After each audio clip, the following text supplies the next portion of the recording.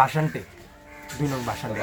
এখানে ছোট থেকে বড় হয়েছে আমার আব্বা আম্মা, ছোট থেকে বড় হয়েছে। আমরা যখন ছোট ছিলাম এই যে স্পেস ছিল, আমাকে খেলার কোনো জায়গা নেই। এখন বর্তমানে এই যে কোনো খেলার জায়গায় নেই। আগে মাঠ ছিল, এই মাঠটা কিছুদিন আগে দখল করে ফেলেছে। ফ্যামিলি তো টাকা দেওয়া লাগবে, এই জায়গায় তো আর আমরা স্থায়ী কোনো জায়গায় নাই। এখন ভবিষ্যতেরও তো একটা চিন্তা আছে, টাকা তো কামাইতে। টাকা কামাইতে গেলে প্রশিক্ষণ হইব না, প্রশিক্ষণ নিতে গেলে টাকা কামাই হইব না। ফ্যামিলি তো দেখতে, বন্ধু বান্ধব তো অনেকেই পড়ালেখা করতেছে, অনেকে কাজ করতেছে। চাকরি নিতে গেলেও টাকা দেওয়া লাগে, বহুত সমস্যা। আমি সব যদি কইতে যাই অনেক কিছুই পাবো না। এসএসসি পাস করলে আগে দেখা গেল এসএসসি পাস করলেও আর্মিতে নিয়ে যেত, ভালো একটা জায়গায় যাইতে পারতো। এখন এসএসসি পাস করলেও লাভ নেই, আপনি যদি বিসিএস ক্যাডার করে আসেন এখন চাকরি পাওয়া যায় না টাকা ছাড়া, টাকা লাগবে। ওই চিন্তা করে অনেকে টাকা পায় না, এই কাজকাম করে, বাপের বিজনেস থাকলে বিজনেস করে। বন্ধু বান্ধবের অনেকেই আছে কাজকাম করতেছে, যে পড়ালেখা করার পরেও কাজ করতেছে লোহার কাজ। সমস্যা এই জায়গায় আমরা যে জায়গায় থাকতেছি এই জায়গায় কিন্তু স্থায়ী কোনো জায়গা না। পানির বিল আছে, কারেন্ট বিল আছে, ঘর ভাড়া আছে, বহুত খরচ।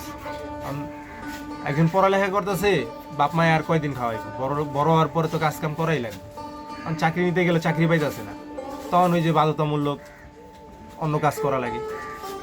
যেমন এই যে আমগোর এই জায়গায় আবার কাজের ব্যবস্থা আছে, লোহার কাজ করে অনেকে, বেশিরভাগই পোলাই পান আমার, মানে আমগো বয়সী যারা আছে ছেলেমেয়েরা ওরা লোহার কাজ করে। ফ্যামিলি যেই পর্যন্ত সাপোর্ট দেয়, দেখা গেল 10 পর্যন্তই বেশিরভাগই আমি দেখছি আমাদের সাথে যতগুলাই আছে 10 পর্যন্তই পড়তে পারে, এসএসসির পরে আর পড়তে পারে না। প্রথমত কি এই জায়গার সমস্যা বলতে কি, এই জায়গায় অস্থায়ী সমস্যা থাকলেও আমাদের ঘরে কিছু না, এক সময় এনতে যাইতেই।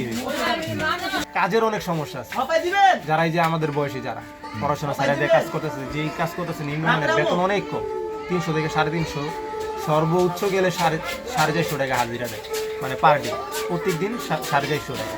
এগুলা মানে পড়াশোনা কিন্তু আসলে এগুলা তো বেতন না। এখন কি জবের একটু সমস্যা আর কিছু। আমরা যেই পানি খাই এই পানি তো ভালো মানুষ, একটা ভালো লোক এই পানি খাইব না।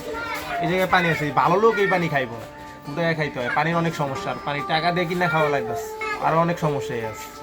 রোড গার্ডের সমস্যা, আর তো বহুত সমস্যা আছে, রাজনৈতিক সমস্যাও আছে। এগুলো নাই কই, রাজনৈতিক সমস্যা এগুলো নাই কওয়া ভালো। পানি তো মূলত পানির সমস্যাটা একটু বেশি হয়ে গেছে। গন্ধ, পানিতে একটা গন্ধ, ব্লিচিং পাউডারের গন্ধ, এই গন্ধ, পানি খাইতে পারি না ঠিক মতো, মোটা ফুটায় পানি খাওয়া লাগে। উপকার হইতো যেমন একটা ভালো কোনো একটা সংস্থা দিত, যে জায়গায় কাজ শিখাইবো, পরে উইন থেকে আবার জব দিয়ে দিব কোনো একটা, তাইলে আর কি একটু সুবিধা হইতো।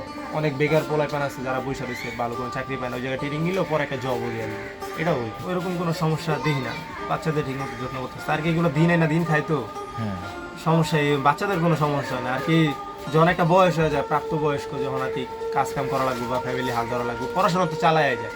সবাই দেখা গেল অনেক পোলাপান আছে, অনেক বাচ্চা আছে, তারা 5 পর্যন্ত পড়তে পারে না, বয়স হয়ে গেছে, কাজ ধরা লাগছে। আমি সবার আগে চাই আমার একটা স্থানীয় মানে স্থায়ী জায়গা। কারণ আমাদের দেখা গেল আমরা এই যদি এই বস্তি ভাঙ্গা দেয়, কিছুদিন পরে আমাকে যাইতে হইব, কই যাবো আমাদের ঠিক ঠিকানা নাই। যাদের জমি জায়গা আছে, কিনা আছে, যেমন আমাদের কিছু জায়গা আছে আমরা কিনা রাখছি, ওই জায়গায় যেতে পারি। অনেকেই আছে, অনেকে এনে ভাড়া থাকে, গ্রামের থেকে আইসে, টাকা পয়সা নাই, যে জায়গায় কাজ করে, ঢাকা শহরে একটু কাজ থাকে, কাজ করে।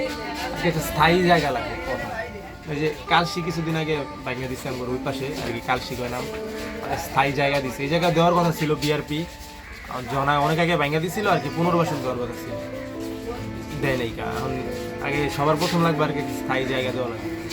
প্রাইভেট হসপিটালে গেলে টাকা দেওয়া করা লাগে। প্রাইভেট হসপিটালে গেলে দেখা গেল আমরা তো আর প্রাইভেট হসপিটালে যেতে পারি না, সরকারিতে যাওয়া লাগে। সরকারিতে গেলে দেখলাম একদম ভিআইপি পার্সন হইলো আগে ঢুকে আসবে। আমরা এনে বইয়া সিরিয়ালে মানুষ মরে যাইতেছে, ওটা দেখার টাইম নেই, আগে ভিআইপি পার্সন ঢুকে আসবে, তারপরে বাকিটা। এরকম আমাকে কোনো মূল্য নেই আর কি বস্তিতে যারা থাকে।